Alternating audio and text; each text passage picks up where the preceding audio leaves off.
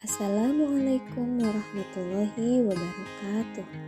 Kali ini saya akan menyampaikan koneksi antar materi, kesimpulan dan refleksi pada modul 1.1. Sebelum saya mempelajari konsep pemikiran Ki Hajar Dewantara, saya tidak begitu mempertimbangkan keunikan potensi diri anak. Saya menganggap semua anak pasti bisa dan mampu menguasai setiap materi pelajaran yang disajikan, agar dapat menyelesaikan soal-soal dengan hasil yang bagus. Hasil belajar anak berupa nilai yang tinggi saya anggap sebagai keberhasilan saya mengajar di kelas. Saya merasa puas jika seluruh target belajar tercapai tanpa memperhatikan perbedaan kemampuan, bakat, serta perasaan mereka. Menyajikan materi pelajaran yang berpusat pada guru atau teacher center masih sering saya lakukan. Metode yang monoton dan hanya menggunakan sumber belajar berupa buku dan penjelasan dari guru membuat semangat belajar anak menurun, merasa bosan dan tidak betah di kelas. Saya jarang menyajikan proses pembelajaran yang variatif dan berkualitas. Hanya sesekali saya merencanakan dan melaksanakan pembelajaran yang berpusat pada murid. Padahal saya merasakan bagaimana anak semangat, aktif, dan bahagia selama belajar.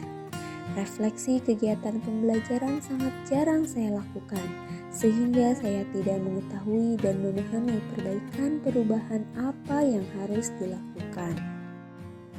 Saya merasa belum maksimal dalam menciptakan bonding dengan murid yang menyebabkan kurangnya kedekatan secara emosional, sehingga mereka merasa segan untuk menampilkan sikap terbuka atau menunjukkan rasa percaya dirinya.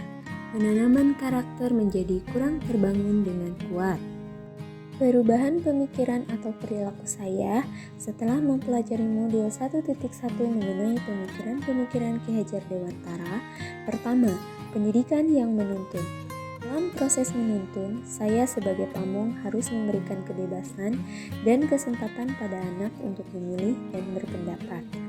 Namun, saya harus tetap memberi tuntunan dan arahan untuk menemukan kemerdekaannya dalam belajar, baik secara fisik, mental, jasmani, dan rohani, serta tidak kehilangan arah dalam prosesnya.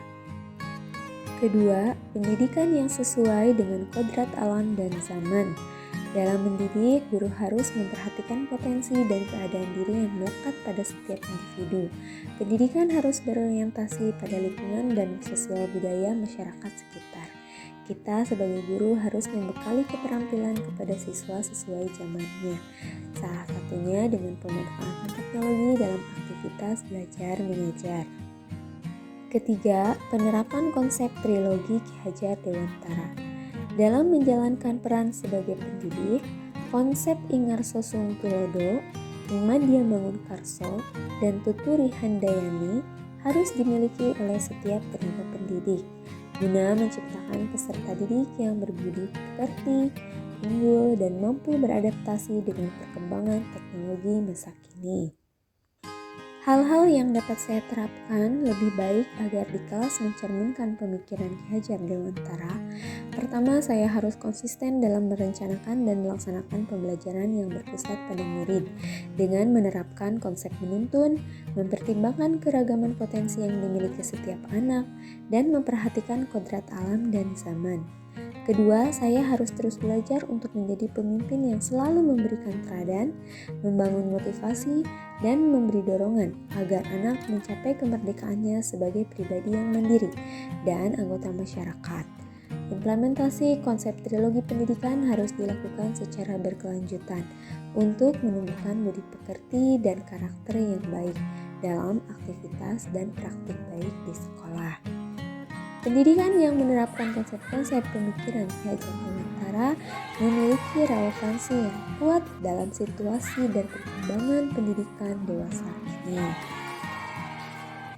Sekian pemaparan dari saya, semoga bermanfaat. Salam guru penggerak.